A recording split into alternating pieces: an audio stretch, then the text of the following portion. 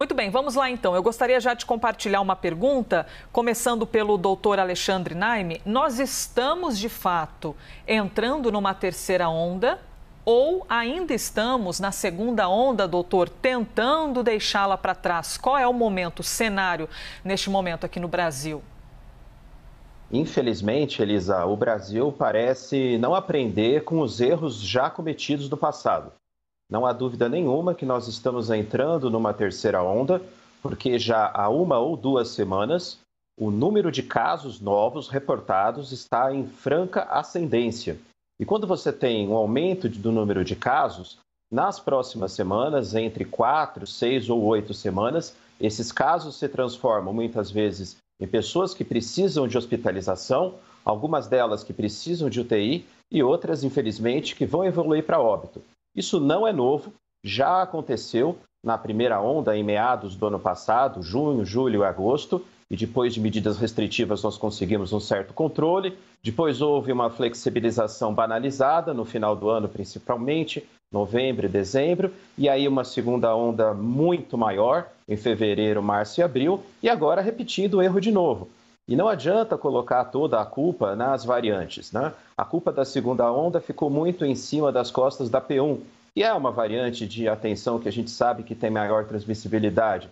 Mas o principal no controle e que consegue fazer o bloqueio de qualquer tipo de vírus, quer seja o original ou a variante, são as medidas de isolamento e também as medidas de precaução, uso de máscara e distanciamento social pela população. Então, o que se avizinha agora, com esse aumento do número de casos, é, infelizmente, um novo pico de óbitos que vai provavelmente acontecer entre a segunda, terceira e quarta semana do mês de junho, quando nós vamos atingir a triste e marcante marca de 500 mil óbitos no Brasil pela pandemia Covid. Minha nossa, é o tipo de coisa que a gente não gosta nem de ouvir, não é, doutor? Mas que a gente tem de lidar com a realidade, não tem jeito. É o efeito de tudo isso que a gente tem podido observar aí através dos números, do movimento pelas ruas. Agora, doutor Alexandre Naime, o senhor chamou a atenção para o fato de que nós não aprendemos, anteriormente com os nossos erros e com as ondas anteriores. Por onde passa esse aprendizado? É com a população, que em alguns momentos promove aglomeração, não utiliza máscara? É com as nossas autoridades ou é um conjunto da sociedade? E que equívocos foram esses que a gente poderia ter aprendido e até tentado, se não evitar, pelo menos minimizar o atual quadro, doutor Naime? Se nós formos simplificar, Nonato, a causa principal é a falta de um discurso único federativo em prol da saúde pública brasileira.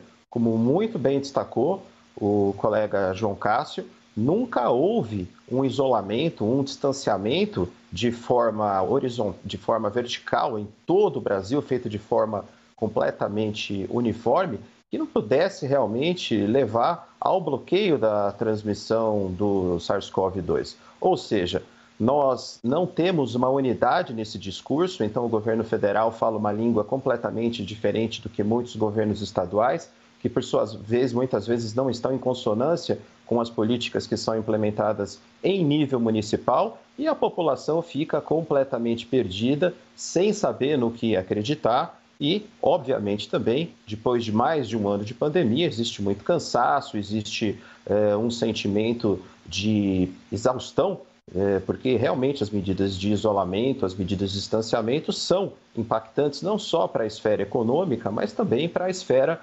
psicossocial. Mas há que lembrar que esse inimigo está presente e vai ser presente durante muito tempo nas nossas vidas, portanto a gente tem que se acostumar com essa nova realidade. São coisas de anos, isso não vai acabar esse ano, muito menos o ano que vem. Lembrar que as vacinas, elas têm uma função fundamental, que é diminuir o número de casos graves e diminuir o número de óbitos, mas as vacinas não são feitas, elas não foram idealizadas neste momento, por enquanto, para evitar a transmissão. Ou seja, mesmo com a melhor vacina disponível, a pessoa pode se infectar, a pessoa pode transmitir, pode ter uma Covid leve. E mesmo que vacinada, eventualmente, alguns casos graves e óbitos vão acontecer, a gente está vendo isso. Então, a intenção da vacina é diminuir o número de óbitos, diminuir o impacto da Covid grave, principalmente no SUS, e não promover uma questão de liberou geral, de banalização das regras de prevenção. Nosso âncora Kenzo Matida também participa conosco, tem perguntas aos senhores em Brasília nesta manhã de sábado a respeito dessa entrevista, dessa conversa sobre a pandemia. Pois não, Kenzo? Daqui a pouco. Gostaria de saber a opinião de vocês em relação às medidas que estão sendo tomadas a partir de agora para a não disseminação dessa variante que tem origem na Índia, né? Alguns casos já foram confirmados no Maranhão, Rio de Janeiro, Minas Gerais, e algumas medidas estão sendo tomadas. Essas medidas que estão sendo tomadas para evitar a disseminação dessa variante, elas estão sendo eficazes na opinião de vocês ou elas precisam ser mais rígidas ainda? Haja visto que até o momento, oficialmente, a gente ainda não teve nenhum anúncio de transmissão local, ou seja, aqui dentro do Brasil, né? Eu começo com o senhor, doutor Alexandre Naime.